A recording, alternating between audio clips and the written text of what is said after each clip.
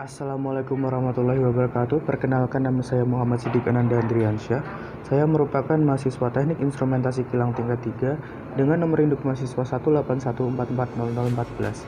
Pada pagi hari ini, saya berkesempatan untuk menjawab beberapa tugas yang diberikan oleh Bapak Wasis Waskito Adi dalam memenuhi standar mata kuliah DCS. Nah, untuk soal yang pertama, mengenai DCS sendiri, apa itu DCS? DCS merupakan Distributed Control System, merupakan suatu sistem yang mendistribusikan berbagai fungsi yang digunakan untuk mengendalikan berbagai variabel proses dan unit proses menjadi satu pengendalian yang terpusat. Kemudian, Distributed Control System sendiri adalah sebuah sistem kontrol yang biasanya digunakan pada sistem manufacturing atau proses di mana elemen controller tidak berada pada central system sebagai pusat, tetapi tersebar di sistem dengan komponen subsistem di bawah kendali satu atau lebih controller. Keseluruhan sistem dapat menjadi sebuah jaringan untuk komunikasi dan monitoring. Nah, untuk fungsi DCS tersendiri, DCS memiliki fungsi sebagai alat untuk melakukan kontrol suatu loop sistem, di mana satu loop dapat mengerjakan beberapa proses kontrol.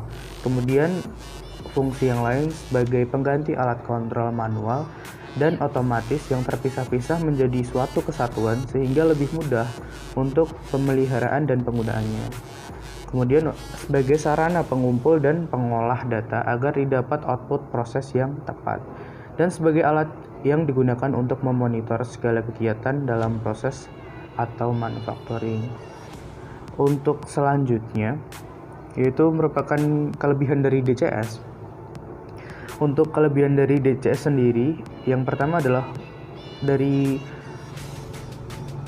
daripada alat kontrol yang lain, sistem DCS ini lebih memiliki fungsi kontrol yang terdistribusi di antara FCS atau File Control Station. Kemudian sistem redundansi tersedia di setiap level, jadi akan lebih memudahkannya. Kemudian modifikasi interlock sangat mudah dan fleksibel sekali.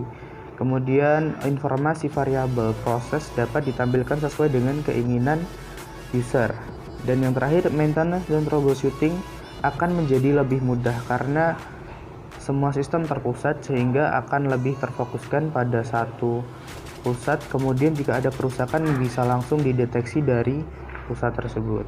Kemudian untuk komponen FCS sendiri, di sini FCS memiliki beberapa komponen penting. Salah satunya adalah CPU, Central Processing Unit. Nah, fungsi dari CPU ini untuk melakukan komputasi atau fungsi kontrol dan setting nomor domain dan nomor station. Kemudian yang kedua adalah unit satu daya atau Power Supply Unit atau yang sering kita sebut menjadi PSU. Ya, ini memiliki fungsi untuk menerima daya dari power distribution board dan mengkonversinya menjadi tegangan searah atau DC, yang kemudian mendistribusikan tegangan DC ke semua unit pada FCS sendiri. Kemudian yang ketiga ada VL Net Coupler, ini memiliki fungsi untuk merangkaikan couple processor card dan field control unit atau FCU pada kabel VNet, kemudian melakukan isolasi sinyal dan konversi level sinyal. Kemudian yang terakhir yang biasanya ada di FCS itu adalah modul atau masukan atau keluaran atau modul IOM seperti itu. Nah, kemudian untuk soal selanjutnya yaitu adalah fungsi dari HMI atau Human Machine Interface. Human Machine Interface sendiri merupakan perangkat lunak antar muka berbuat GUI berbasis komputer yang menjadi penghubung antara operator dengan mesin atau peralatan yang dikendalikan serta bertindak pada supervisory. Kemudian fungsinya sendiri, yang pertama untuk memonitor dan memberikan informasi kondisi plan kepada operator melalui GUI secara real time. Yang tampilan kondisi plan adalah berdasarkan hasil pembacaan input dan output dari proses yang sedang berlangsung pada plan. Kemudian untuk yang kedua, menentukan kondisi output atau aktuator berdasarkan nilai input yang diperoleh dari pembacaan sensor. Fungsi yang ketiga, untuk pengambilan dan penyimpanan data dalam suatu koleksi data. Pada umumnya data dapat berupa data pengukuran, status sistem yang diwakili oleh status valve sebagai aktuator, kemudian status alarm, tanggal pengambilan dan penyimpanan data. Kemudian fungsi yang keempat, menyimpan kondisi alarm sehingga dapat diketahui alasan terjadinya penyimpangan dalam sistem. Dan untuk fungsi yang terakhir, untuk menampilkan grafik dari sebuah proses yang ada di plan, misalkan grafik penampilan proses kenaikan dan penurunan beban utama yang terhubung ke generator, baik secara real time maupun historical. Trending dapat dilihat secara online, real time, atau historis. Kemudian untuk soal yang terakhir, untuk perbedaan dari cold standby dengan hot standby. Nah, untuk cold standby sendiri, ini merupakan sistem sekunder yang biasanya dalam keadaan mati. Nah, sistem ini tuh kelemahannya memiliki downtime waktu yang lebih lama dibandingkan dengan sistem hot standby. Jadi ketika terjadi kegagalan pada sistem utama, yang harus pertama kali kita lakukan adalah menyalakan dulu unit yang standby tadi. Kemudian kita tunggu prosesnya sampai sistem standby ini bisa connect kembali ke online. Kemudian di samping kita menunggu proses online, itu kita juga harus sinkronasi dengan sistem sebelumnya.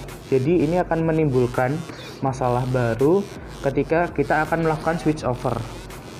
Nah, untuk hot standby sendiri, sistem hot standby ini memiliki kondisi dia diam, cuman tidak seperti yang cold standby, karena cold standby akan mati. Nah, jadi sama-sama nyala dengan sistem utamanya kalau yang hot standby ini.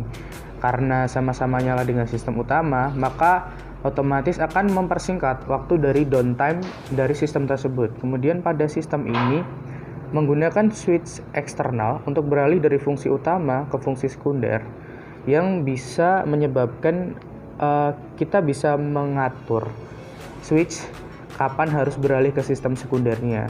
Jadi seperti itu. Kemudian untuk fungsi dari hot standby ini mirip sebenarnya dengan redundansi yang kedua, yaitu dual modular redundansi atau yang sering kita sebut dengan DMR paralel seperti itu.